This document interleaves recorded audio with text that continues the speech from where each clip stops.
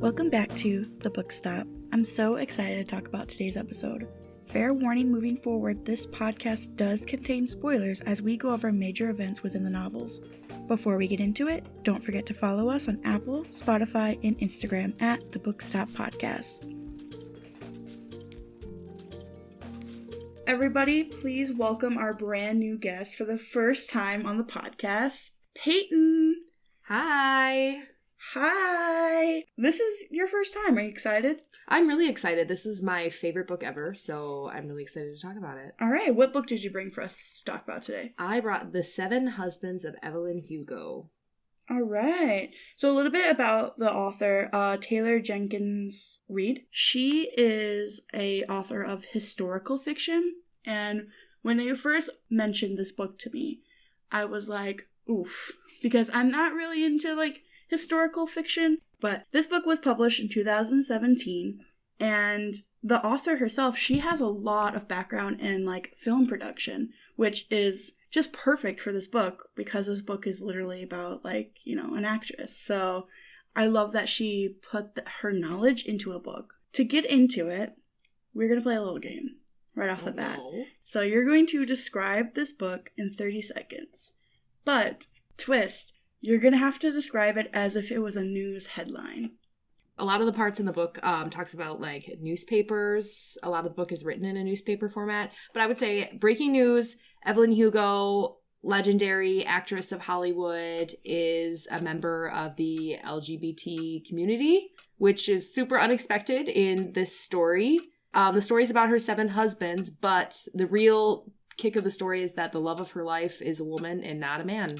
Okay. That honestly really sums it up. To kind of summarize it for anybody who hasn't read this book before.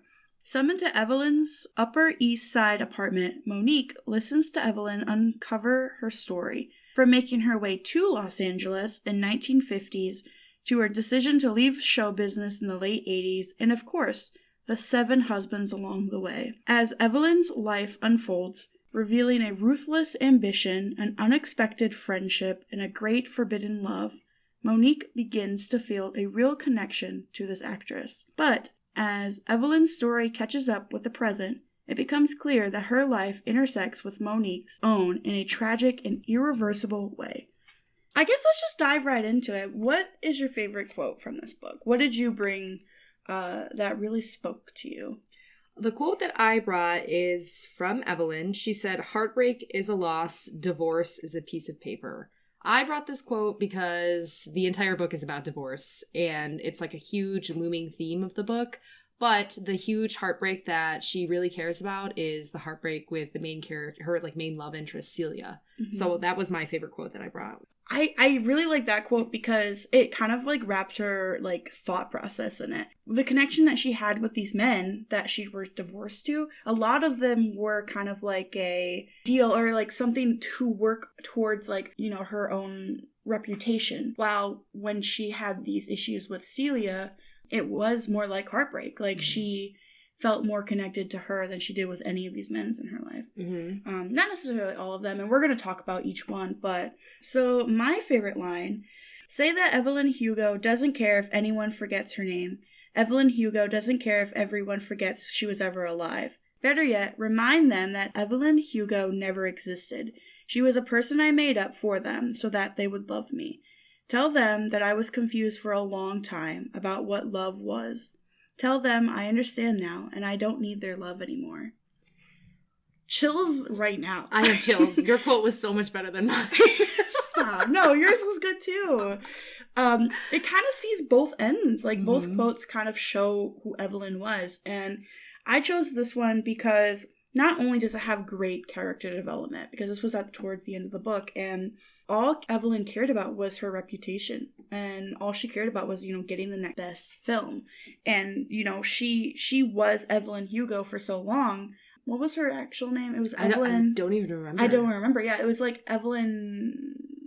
Well, after she married Ernie, it was I don't even remember because she Diaz. is, yeah. And then she became Evelyn Hugo early on in the book. Really early on. I think they said her maiden name maybe once or twice in the whole book. So, and even then, that kind of gives it that symbol that she's not that person anymore. She's Evelyn Hugo.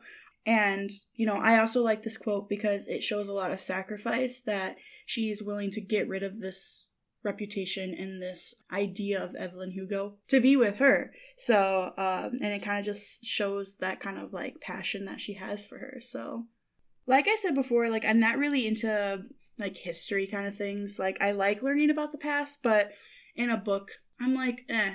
But this one, I'm going to say it. I think this was probably one of my top favorite books now. Like top 3 favorite books. Wow, I'm surprised to hear that. Yeah, it was so good. I read it the first night and I couldn't stop reading. I got through more than half of it in one night. It was just so good. I thank you for recommending this book to me because I'm going to recommend it to literally everyone. I recommend it to everybody. I first read this book. I was on vacation with my boyfriend on a cruise. I did not want to do anything fun or do any cruise activities. I just wanted to lay by the pool and read this damn book. He was so over me reading it, but it was so good. It was. What really drew me in about the book, I know you said you don't like the history part of it, but I really feel like I could compare Evelyn Hugo to Marilyn Monroe. Mm-hmm. And everybody, maybe not everybody, but a lot of people, for whatever reason, when we're 13, you go through that phase where you're obsessed with Marilyn Monroe. Did you go through that phase? No. Didn't. But a lot of people we know did. A lot of people did. I did. Mm-hmm. And I just always liked Marilyn Monroe. So this book kind of, when I first found it, reminded me of that. And I'm not even gonna lie, the cover drew me in. I loved the green. It's so pretty. And then I read the synopsis of it and I really didn't know what to expect. I definitely did not see any part of what happened in this book coming, by reading the paragraph synopsis of it on the back of it. Mm-hmm. But I loved this book. I loved the history part of it too. Yeah. I loved the way that it was written. Exactly. That brings me to my first point, is that Taylor does such a good job. Just A+ all around. Good metaphors, good writing style, good descriptions. Everything's good.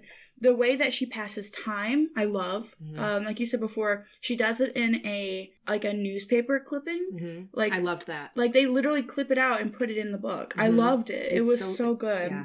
I loved that part. And it didn't feel like it was too many, too. Mm-hmm. And years would, pass sometimes. Mm-hmm. And you would just find these, different clippings in there. And I just think it was such a good, interesting way to do it. I've never seen it done that particular way before. It was a really good way, like you said, to pass time. Mm-hmm. When Evelyn and Harry are talking about having a baby. Mm-hmm. And they're like, well, maybe we should try. And then the next page is a newspaper clipping that says, legendary actress Evelyn Hugo gives birth. So it, passes, a whole year of their lives or longer. But, in such a way that you don't even notice. Exactly. It's hard because this starts in the 50s and ends up to present day. Mm-hmm. So, there is decades literally that they have to pass. So they can't go month by month. They have to pass, enough time. And to add on, it also makes the book feel alive. It feels real. Everything that's happening is that actually happened. I had to look up multiple times if this was a actual book, if this was nonfiction, because there was times where I was like, this feels real. They introduced Little Woman. Mm-hmm. That's a real movie, isn't it? It is. Yeah, it is a real movie. It's also a book. And I was like, did she actually play this part? I had to look it up because it felt real. And I think that's great that she was able to use her film production and put it into this book, because it just made it feel more alive. Well, whenever I recommend this book to people, I always tell people that this book kind of makes me feel like if Marilyn Monroe wouldn't have, tragically died at such a young age, I feel like this is how Marilyn Monroe's life would have turned out. Maybe not so much of her being bisexual, but definitely I feel like she would have had all these husbands, and it would have been she was so elusive, no one really knew her. So I feel like I can really compare Evelyn Hugo to Marilyn Monroe. Yeah. So yeah, let's jump into, I want to talk about Monique a little bit. So Monique she wasn't an intern, she was a junior journalist, and she was summoned to Evelyn's house to write this piece about her. And she specifically asked for her. She was like, I don't want anyone else, do not send me, if you send anybody else, I'm not giving you this piece. And it's a big one. It's one of the most famous actresses, and nobody knows anything about her past. So when Monique gets there, she's very overwhelmed. She was like, I don't know what's going on. What was your thought process on it? Did you think there was a connection? So I figured that there must be some kind of connection. So the entire book I was there's all these different times that she like alludes to having like a dark secret, or you know, she tells Monique like, I'm not a good person, like I'm not the kind of person you should look up to, multiple times throughout the book. For a minute there I was like, does she have a sister or a brother or something? Like, did he have he must have had an affair with Evelyn. Maybe he was one of the husbands or something. That's what I was getting at first. I never would have guessed that she, you know, helped cover up like his death. Yeah. In the end. Like, I never would have guessed that. I thought that either they were going to be like related or they had an affair. I thought it was going to be something like that. I never saw the actual like secret that it really was coming at all. I thought it was going to be her mom. I thought they were going to be mother and daughter, and that she gave her up when she was young. But then I was like, the math doesn't really add up. Yeah. So just to kind of give some background, I won't dive too deep into it because it's you know, decades long of history. And Evelyn was married to Harry, which we're going to talk about a lot, and he was her best friend. So he was a producer, and he worked on a lot of films with Evelyn, and he was gay. So they did get into a marriage, and to kind of hide that he was with a man and she was with a woman. And, you know, he lost his first love and started dating this other man, and that man that he was dating ended up being Monique's dad. And one night they were coming home from like a bar or a club. Harry was drinking, and they got into an accident, and Evelyn found them. Harry was driving, and she got Harry into the taxi that she was in and put Monique's dad in the driver's spot and made it seem like he caused the accident, and he did pass in that car accident. So that's kind of like the big thing that draws them together. You see this like really dark side of her.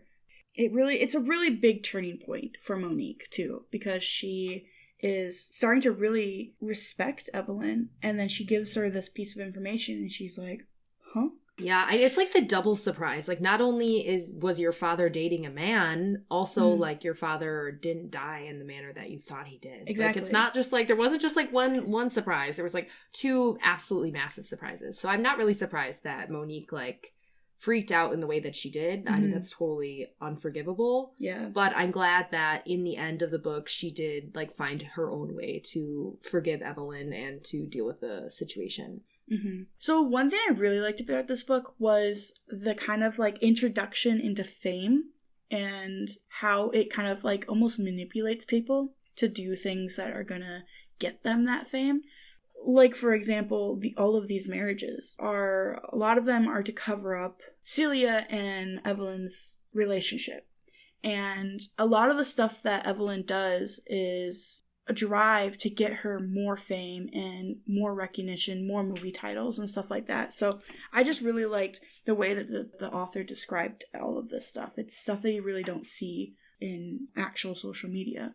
This book really made me kind of question, like, anytime I see a headline about a celebrity, something outlandish that they're doing, I always wonder, after reading this book, did they do this on purpose? Was this staged? Is this a real marriage? I find myself wondering that, like, all the time about all these different actors and actresses, all these different celebrities, like, real motives. And nowadays, like, the other day I heard about, like, a celebrity getting married, and I was like, I wonder if that's a real marriage or if it's to cover up her lesbian lover. Like, you never know. You never know. And this book really showed me that. So all the time now I'm wondering, like, was this just a PR scheme? Like, yeah, it's annoying how much like public eyes kind of shape these people's lives. It's not fair. Like, people should be able to love whoever they want, and that doesn't dictate how well they do in a movie. Like, that shouldn't have any effect on their job. And I think that's crazy, and it's really sad. It's just really sad when you read from this book's point of view, and how much it affects, like, I want to cry right now. Like, how much it affects their entire life. And this was back in the 50s, 60s, 70s when it was way worse. So from what you're saying, like, it makes you kind of rethink everything. I would hope it's not still like that, but how do we know? It could still kind of be like that. People still doing these crazy things, getting into like random marriages to cover up other things. You never know. Right. On the other tail end of that, you also see the journalism side on Monique's side, and how she they kind of have to almost manipulate these people to get what they need, to get the public view in. And it's just a very weird web, and it's something I'm not a huge fan of. It just doesn't really make sense to me. And how they almost have to, like, leech off of each other to get, like, the other person wants, if that makes sense. To be honest, I hate to say this, but I really, like, did not care about Monique at all. Me either. Because she was so, like, irrelevant to me. I would, like, purposely, like, read quickly through her spot because I was like, I don't care about you. I want to know what happens next with Evelyn. Exactly. Like, I don't care about your husband or your coffee table that you talk about all the time. Right. What is going on in Evelyn's life now? Same. Like, I think the only thing that mattered was her relationship with her mom, because it showed the relationship with the dad and that he's gone. And I think it's some way to kind of get you to connect with her, so that way this plot twist felt like it would hurt more. The significance of Monique and why she was needed overall in the story. I think if Monique wouldn't have been in the story would have been a lot different. It wouldn't have been as good. So I can appreciate and understand the significance of her, but I was just, like, bored with her because Evelyn's life was so crazy and I just absolutely love Evelyn that I was, like, bored with Monique. But I totally, like, Monique is definitely a necessity to the book. The book wouldn't have been as good as it was if Monique wasn't in it, with the plot twist with her dad, and, like, it added to the story and it added to why the book was so good. But I didn't care about Monique at all. Exactly. I think that kind of, like, almost gives you a reason to, like, compare, like, Evelyn's life compared to Monique's life, where they're kind of almost on the same track, but they're not at all at the same time. So it's a good tool to kind of, like, show just how crazy Evelyn's life was compared to a quote unquote more realistic, I guess, or more of a normal quote unquote life, where, you know, she was going through all this stuff that is, like, crazy compared to Monique, who is just kind of struggling. So who would you say is your favorite character in this book? Obviously Evelyn. Shocker. How could you like anyone else more than her? She is amazing. I love, like, how brash she was. I love her confidence. She is a boss ass bitch. Like, how could she not be your favorite character? I just love, like, the way that she was written in the book. Like, she was just so, like, ruthlessly herself, but I loved it. Yeah. Like, after reading that, I was like, wow, I need to, like, change my life. I need to be more like Evelyn. I need to get what I want. Absolutely. Yeah, she was authentically herself. Yes. And she was literally the symbol of empowerment in this entire book. She did what she wanted and didn't care about it. Like, an example was, like, when she did that sex scene in the movie. You know, she knew this would be a big stepping stone of her career.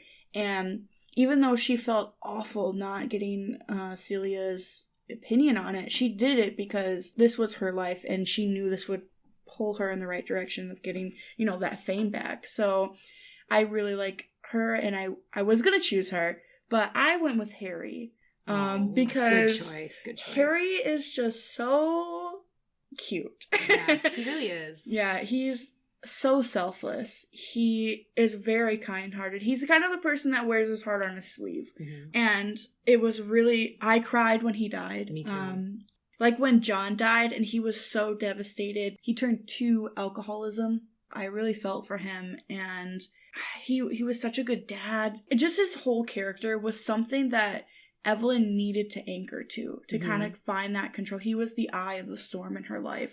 Exactly. She didn't have anyone else in her life like that ever. Harry was, like, the most important friend she ever had. Most important person. He was her family. He was her family, absolutely. He eventually does become her family. Like, you know, they do get married, and, you know, he was always there when she was, like, off and on with Celia, and, you know, he was always kind of that shoulder to cry on, and he was always around, and I just, like, nothing but respect for Harry is what I got. So a part of the book that really broke my heart was when, after Celia died and Evelyn is at her funeral and she goes over to Harry's grave, and there's, like, a newspaper article that talks about the paparazzi snapped a photo of her, like, sobbing at Harry's grave. And she was sobbing for Harry, but she was also sobbing for Celia. But that part was just so sad when the newspaper was like, Evelyn Hugo seen crying at the grave of her ex-husband. Like, that's just so sad. Yeah, it was really sad. It's just, there was a lot of really sad parts of this book, especially towards the end, because everyone's getting old, you know?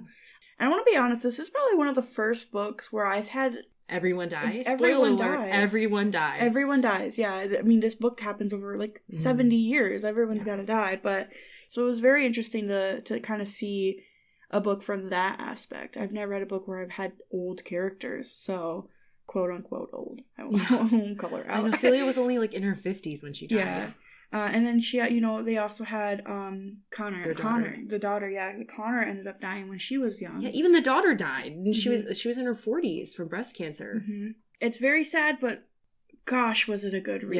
Yeah, it was. It's like the relationship with Celia. It was a very high and very low in a lot of parts. So something that's really funny. So when I was first reading this book, Celia and Evelyn become absolutely best friends. They were enemies together. Yeah, they were enemies, and then they became best friends, and they were so close.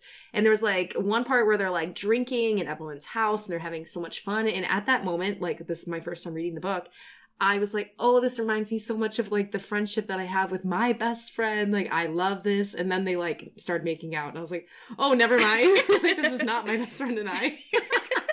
Or is it?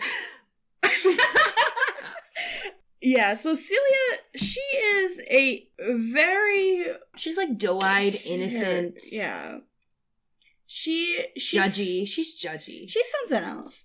She was kind of that girl from high school for a second there. And so they met on the set of Little Women. They were weren't they both going for the same role?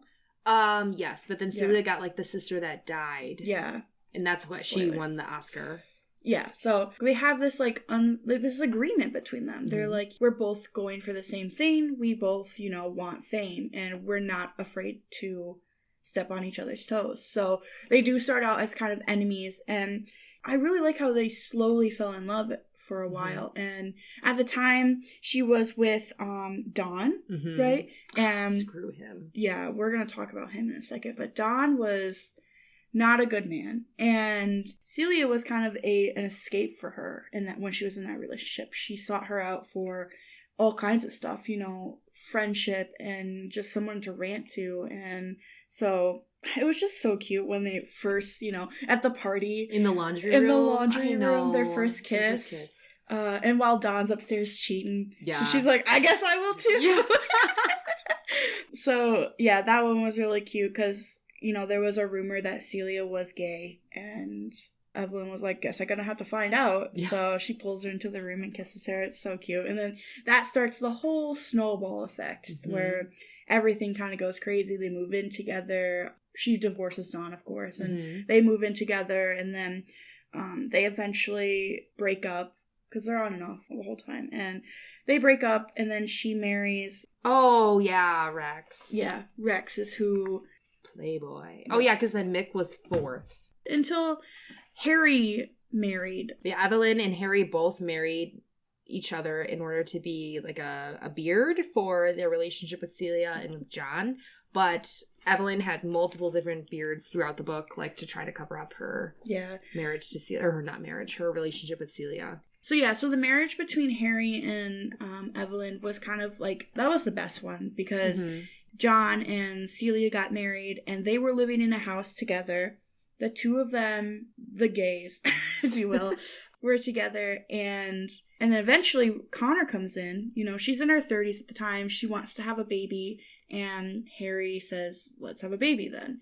And they all kind of take care of the baby together, and... That was probably, my favorite part of the book. Yeah, that when they're all four of them are living together, and they have Connor, that's the most, wholehearted, and, everybody's, genuinely happy at that point in the book, and then, everything goes to shit after that. Yeah, everything kind of definitely goes downhill, especially after John passes, So that kind of brings me to my favorite relationship. Mine was Harry and Evelyn, because I think, besides when she was with Cecilia, that's when she was the only time she was ever truly happy, especially right after she had Connor. Obviously, Celia was still a huge part of her life, but I think she had this, different kind of relationship with Harry that kind of brought her the same joy that Celia brought. And, they weren't necessarily lovers, but they were soulmates. So I agree. I think they had a very understanding relationship with each other because they were kind of both in the same boat. Who was your favorite relationship? No doubt, Evelyn and Harry. Yes! Listen. You put it perfectly, though, of why they were my favorite. Like, Harry was just like that person for Evelyn the entire book. Both of them would do anything for each other, and they were just, they had such an amazing friendship. Yes, they did make a baby, but it was like their relationship was still so platonic the entire time, but it was like filled with love. Like, Celia and Evelyn's relationship was I thought it was very romantic, but it was just giving me too much beef. Like, there was just too much on and off, and and too much drama that I think I just didn't really like. But that's why I like Harry and Evelyn. I think they just meshed well together. So I agree. It was always something with Celia and Evelyn. Like, they were always fighting. I think they were happy for probably like 10 pages total of the entire book. Yeah. And then they broke up for like years and then got back together, and Harry was there for her the entire time. Yeah, absolutely. So speaking of relationship, we're going to actually jump into the game. So the game that we have today is, because this is the 7 husbands of Evelyn Hugo, we're going to name all 7 husbands. And the 1 wife.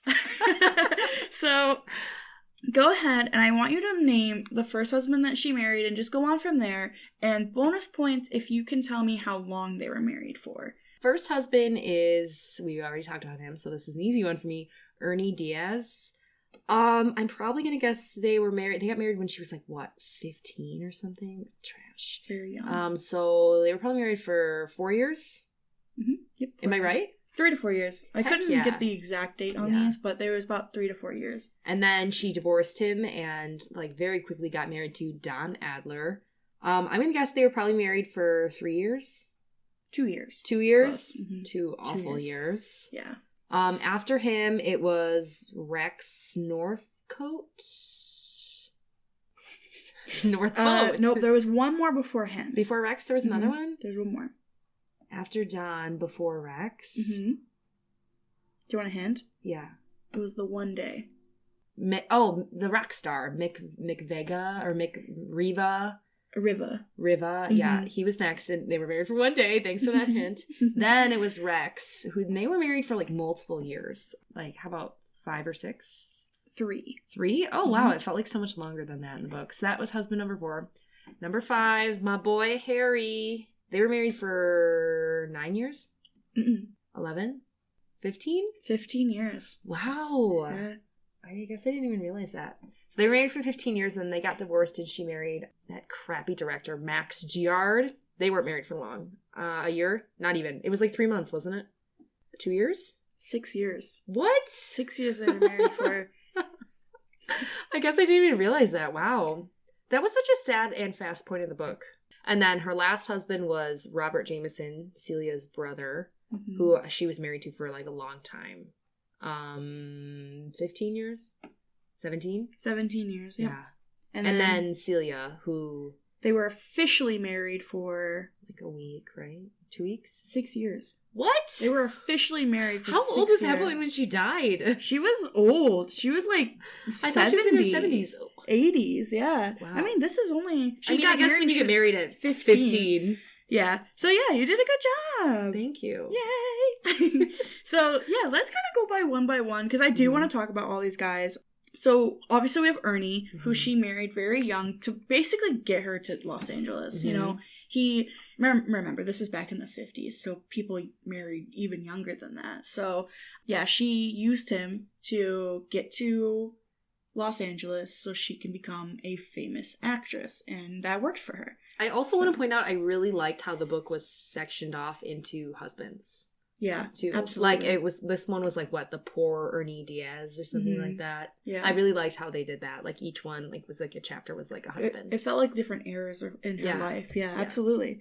So, yeah, there wasn't a ton about him because this was at the start of her career and all she cared about was that. So she divorced him and married Don. Don the trash man. Yeah, literally. He was a very abusive person. She goes into detail more in the book. We won't talk about it, but, you know, it was not a very good time in her life, but luckily that's when she met Celia, when she was married with Don, and she also had Harry in her life, so I can't remember... They got divorced like right after she found out he was cheating on her, right? Yeah, they got divorced right after she kissed Celia. One thing I didn't like, I will say about Evelyn, during this period was that she didn't tell Ruby, who is Don's next wife, like how Don was as a person. I didn't like that she did that, and I didn't like that they had like that reunion like so many years later, and Ruby was like, why didn't you tell me how Don was? Like that. Not, I mean, definitely like I understand it, and it's important to like Evelyn's character development, but that just like made me sad that I wish she would have said something to Ruby. But yeah, like you said, it adds to her character development. I feel like if then it shows, you know, how much she's really changed, matured. Yeah. So Mick was the rock star, and she married him because Evelyn and there was rumors of them being together. So she's like, you know, you need to get into another relationship and kind of get these rumors out of here. So Mick has made these declarations of his love, and you know, she's like, this will be perfect for the news. They would eat this up. So they go to Vegas. They get really drunk. Well, he gets really drunk. Yeah. She pretends to be really drunk. That's actually my favorite part of the book. Yes, I love like Celia, and I love Harry, and I'm happy about like the rest of the book.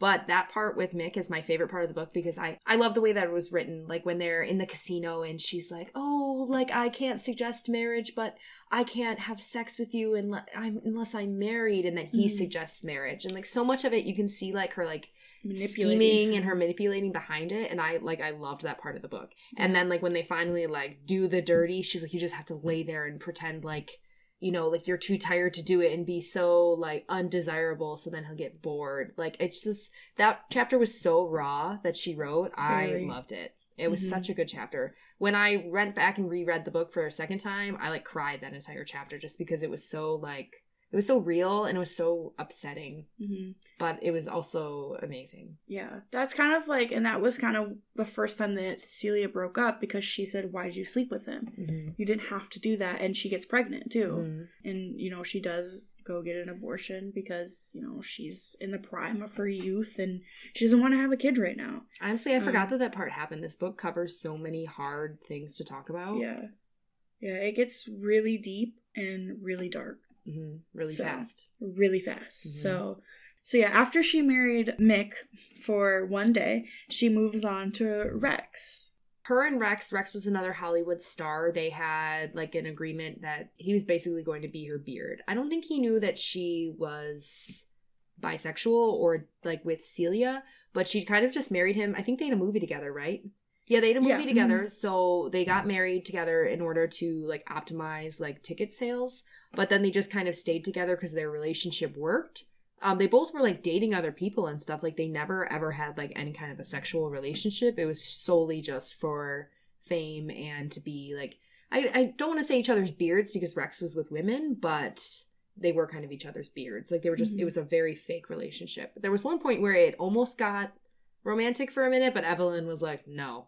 And she shut that down immediately. Yeah. Because next we have Harry, who was married for 15 years. Would a bit longer, but he does get into that car accident and stuff. So, no, they get divorced. They get divorced? Yeah, they get divorced and she marries Max. Harry was like, let's get a divorce. You're actually in love with Max. Like she... Oh, this is the guy that was the other producer across the sea, right? Like the director. The director that once her... Like, after she divorced from Don like totally sabotaged her career. But this director, Max Giard, who she later marries, was like so obsessed with her. And he like had her go in that French movie where she like almost flashes her boobs, but doesn't. That like made her like a sensation all over again. And he was like obsessed with her for all these years. And him and Harry were like a power team. And they were like at like a restaurant one night, like after they won their Oscars. And he just like grabbed her and kissed her. And he's like, I love you. I've always loved you. And she left Harry. Like literally a couple days later, Harry was like, if you love him, go sis. Yeah. Like that's fine with me. Right. And then she marries him and then he sucks. Back with Harry, that's when, you know, they do have their kid together, Connor, that we talked about already. Then we have Max, and then we have Robert. So this relationship started because didn't they move to Spain, and Celia's like, you know, marry my brother, and it was kind of another beard situation where he was her beard. But, like, I really did like him, even though he was just her beard and you really didn't get to know much about him. But I really liked that he kind of stepped in and was that fatherly figure for Connor. Like, they talk about how close him and Connor were throughout the book. And I really like that. I'm glad that there was another, like, male figure for Connor after Harry died, because Harry died when Connor was 13. Yeah. So it was nice that there was another figure for her. Yeah, and Connor and Evelyn were not extremely close when she got older, at least. So, and she stuck more with Harry and then eventually with Robert. So I find that very interesting. That I guess it kind of makes sense though, because I feel like Evelyn's the type of person that only lets a few people in. And maybe it kind of transmitted that to her daughter, because, you know, maybe she saw that she was more connected with her father and stepfather, that some of the walls went up because she didn't want to see how dark her past was, and she didn't want her daughter to see that. So, also, can I say how much I love Connor for a girl? I know. I love such that a cute name. Yeah. So then, after that, Evelyn and Celia one night were laying in bed, and, you know, they were like, we don't need a piece of paper. We can just say we're married to each other. And they had...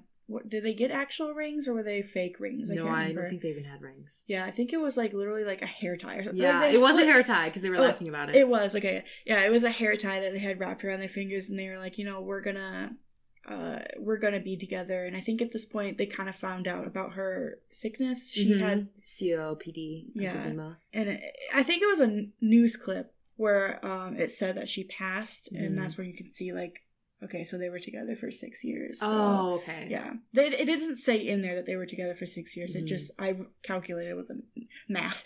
Calculator. Get the calculator. So yeah, I think you did that gold star for your first game. Thank you. To kind of jump into, like, this last bit that we're going to talk about is how this book explains sexuality in a public eye, and how she goes through such great lengths to hide it. One of my other favorite lines that were here was, you know, she's telling the story. She finally tells Monique that she was in love with Celia, and Monique says, Evelyn, are you ready for the world to know that you're a lesbian?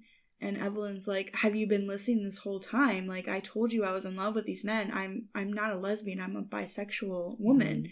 And, you know, I really like that line, because it kind of, like, a lot of people, when they think of, like, sexualities, they kind of boil it down to either gay, where you like the other sex, or you're straight. So I really like the views of bisexuality in this story. So I loved the views of it, but I also loved the way that Evelyn, like, completely owned it. So much of the book, Celia is like, oh, how could you love a man and a woman? And Evelyn, so much of the book, it's all explained from Evelyn's point of view. Like, when she talks about being bisexual, I really liked it. There's a lot of power. Yeah. She had a lot of power. Exactly. I'm glad that she wasn't shy about it in the book, that she was bisexual. Like, she owned it. Yeah, especially with this, you have to keep reminding yourself that this happened years ago, where, you know, this stuff isn't acceptable, I guess, in society, which is really sad, but it's true. And especially when you're somebody that is in the media, where your career is literally based on other people's view. Yeah. But yeah, I agree. This book did an amazing job about discussing sexuality. Yes. Yeah. Between, like, Harry and John's relationship and Evelyn and Celia's relationship. And all of her romantic relationships with men. Yeah. Like, she did love men while she loved Celia. Yeah, I think it's kind of cool that it was only ever Celia. Only ever. She never talked about any other woman. Maybe in passing she had straight eyes, but it was mostly Celia that she talked about when she talked about women. Celia was the only woman she ever loved. Absolutely. There is one point where when her and Celia get back together, that she says, like, oh, there was other girls, but they were never you. Like, she had her little flings, but she never loved anyone the way she loved Celia. Right. And our boy Harry. I miss him. I know.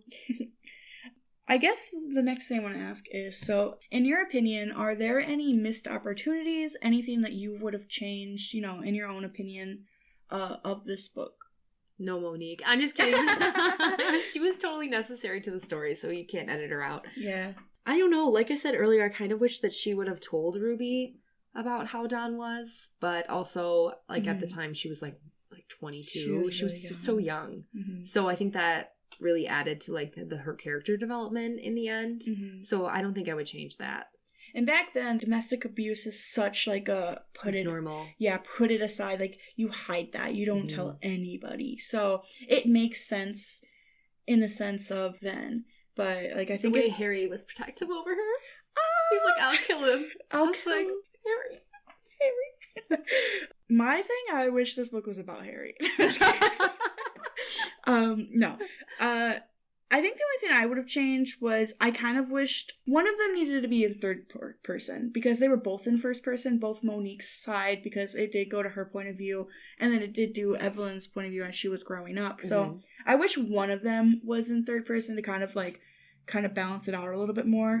If you, not that you ever could put this book down, but if you did put it down and pick it back up, you might be confused at who's talking. You're like, is this Monique or is this Evelyn? Because they're both in first person. Exactly. But it's not like we put it down once we started reading it. Yeah. Like, I think it would have been better for Evelyn because it's a biography. So it would make sense for her to be in third person because it's supposed to be like Monique writing this book. But then you wouldn't have known like all of Evelyn's thoughts and feelings. I feel like you could still do that in third Monique person. should have been third person. I think that's pretty much it. Is there anything else you want to talk about?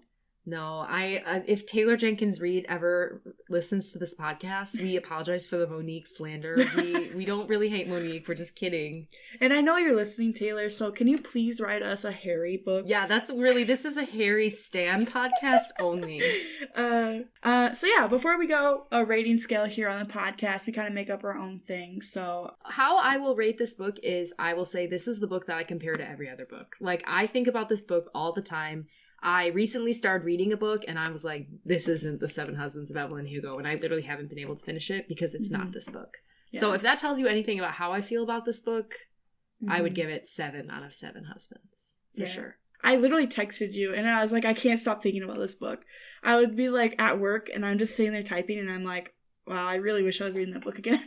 I know, but it's funny. Like at first you were kind of like I could tell that you were like, oh, this book, and then you loved it. And then I loved it, yeah. I know. I literally recommend it to everybody all the time. I made all my coworkers read it. They all loved it. I made my best friend read it. She loved it. I did love it. Thank you. You're welcome. Yeah, I think I would rate this book Evelyn's first Oscar. Yeah, honestly. Because I think she cried when she got that first one and then made out with Celia in the bathroom. So no, that was when Celia got. Oh, yeah. No, it was because they her. saw each other and it was like the first time in like 7 years. Oh, yeah, that's how that moment. That's how they I did rate this book. a little more than make out. Yeah, but we're not going to get into it. But yeah, thank you so much for coming on. If you guys like Payton, she'll be back in the future. Don't worry. Maybe with Harry's sequel. You never know. But thank you so much for coming on. Thanks for having me. It was fun. Of course, yeah. We'll see you next time. Bye. Thank you for turning the pages with us this week. If you've enjoyed this episode, show your support on social media. Don't forget to turn on your notifications to get a reminder of the next episode. Thanks again for listening to The Book Stop. Bye!